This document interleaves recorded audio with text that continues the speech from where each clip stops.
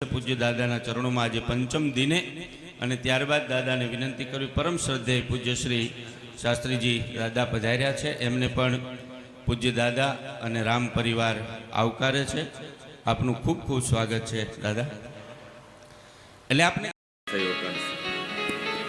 રામ પરિવારના આંગણે કથામાં આજે દેવેન્દ્રભાઈ શાસ્ત્રીજી પધાર્યા છે ઋષિકેશથી. એમનું સ્વાગત છે. એમની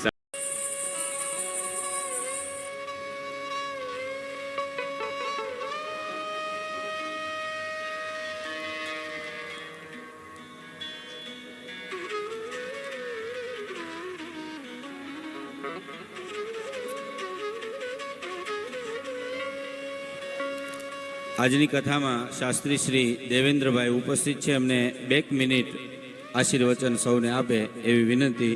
શાસ્ત્રી શ્રી દેવેન્દ્રભાઈને વિનંતી કે તેઓ પોતાની અભિવ્યક્તિ રજૂ કરે. પૂજ્ય શ્રી દેવેન્દ્ર દાદા.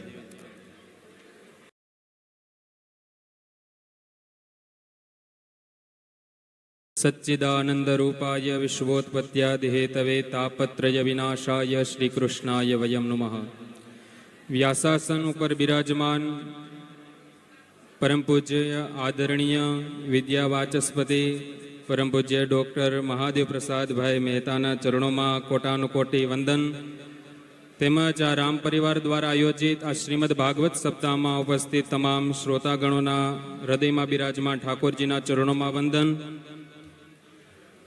અત્યારે આપણે શ્રીમદ ભાગવત કથાનું એ રસપાન એવા સંનિષ્ઠ વ્યક્તિ દ્વારા આપણે જ્યારે ગંગા કિનારે એટલે કે હરિદ્વારના કિનારે જ્યારે કરી રહ્યા છીએ કે જે કથા સુખદેવજી મહારાજે રાજા પરીક્ષિતને આજ ગંગા કિનારે શ્રવણ કરાવી હતી. નારદજીએ પણ સનકાદિકો દ્વારા જે કથા એ હરિદ્વારના ક્ષેત્રે શ્રવણ કરી હતી એ જ હરિદ્વારના ક્ષેત્રે આપણે આ પરમ પવિત્ર એ ભાગીરથી ગંગાજીના તટે ભાગવતી ગંગાનું જ્યારે રસપાન કરતા હોય ત્યારે એમ કહેવાય છે કે ગંગાજીનો જે કિનારો છે, ગંગાજીનો જે તટ છે તેને આનંદ તટ એટલા માટે ભાગવતજીમાં કહેવામાં આવ્યો છે કે અહીંયા જ્યારે આપણે પ્રવેશ કરીએ, જ્યારે ગંગાજીના સાનિધ્યમાં આવીએ ત્યારે સ્વતઃ આપણા હૃદયમાં આનંદની ઉત્પત્તિ થાય.